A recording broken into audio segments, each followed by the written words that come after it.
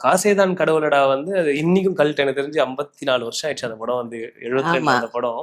இன்னைக்கும் டிவில போட்டா உட்காந்துருவோம். யாரா இருந்தாலும் அந்த ஆமா படத்தை பார்ப்போம். அதுக்கு ஒரு ரீப்ளேஸ்மெண்டே கிடையாது அப்படின்றது தான் எல்லாருமே சொல்றது. ஆமா சினிமாவுக்கு இப்போ பெரிய பெரிய செகண்ட் இதுவும் எடுத்தாங்க அது நம்ம இல்லையா. ரீமேக் பண்ணியிருந்தாங்க. ஆ. கரெக்ட். சோ அப்படி ஒரு கதாபாத்திரம் அப்பா சாமியோட கதாபாத்திரம்.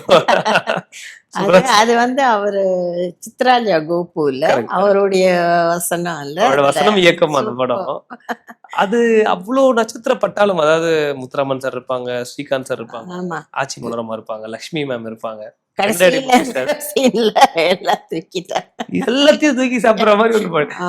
அந்த முத்துராமன் சார் தான் லீடு. ஆனா இந்த கேரக்டர் வந்து எல்லாத்தையும் அந்த தூக்கி சேஷ்டெல்லாம் வீட்டுல பண்ணுவாரு அவரு, அவருடைய இயல்பா வர்றதுதான் அது. சொல்லி கொடுக்கறது இல்ல. இந்த மந்திரங்கள் எல்லாம் அது என்ன மந்திரம் யாருக்குமே ஆமா தெரியாது. அது அந்த உளறல், இஷ்டத்துக்கு பேசுறது, அது அப்படியெல்லாம் அது வீட்டுல அது பண்ணுவாரு அந்த அதே அதே சேஷ்டை. அப்படின்றது ஒரு காட்சி இருக்கும். அது அந்த காட்சியில இருக்க அத்தனை பேரோட பேரை சொல்லுவார். அதாவது ஸ்ரீகாந்த், முத்துராமன், லட்சுமி மனோரமா, இதெல்லாம் வீட்டுல வெளிநடப்பு. சில டைம்ல எங்க பேரெல்லாம் வச்சு சொல்றது வீட்டுல நடக்கிறதா. ஓ இததான் வந்து படத்துல யூஸ் பண்ணாரு அவரு அந்த ஆமா மாதிரி. ஓகே படத்துக்கு முன்னாடி வீட்டுல அதை பண்ணுவாரு. அதை பண்ணுவாரு இது மாதிரி.